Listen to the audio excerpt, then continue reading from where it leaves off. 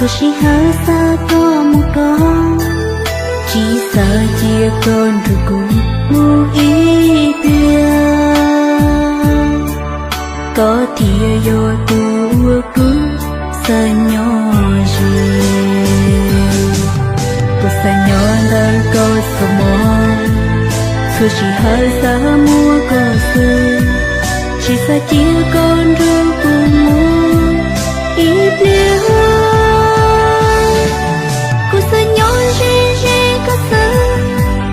Thọ có lời chỉ mua lánh từ ủa cố yêu nôm bao lý có lắm.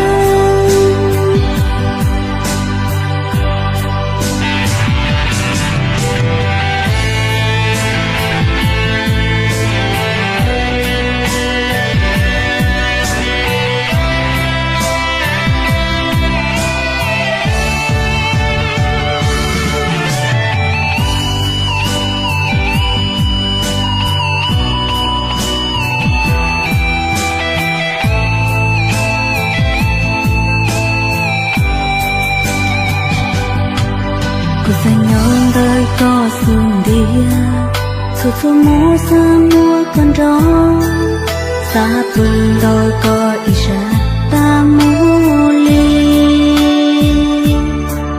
Cú xa nhon rêu nó có lúc lâu thiệt. Cô sẽ nhon đời có số mòn, số chỉ hơi xa mua có sương. Chỉ sợ chia con rồi cùng mua ý bia.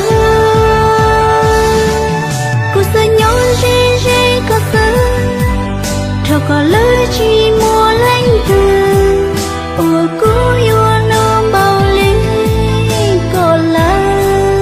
Ủa cố yêu nôm bao lý có lắm. Cô sợ nhón đời có ý ra, số chỉ hở xa có một con, chỉ sợ chia con rồi cũng ngu ý bia. Có thìa vô tu cũng sợ nhỏ gì.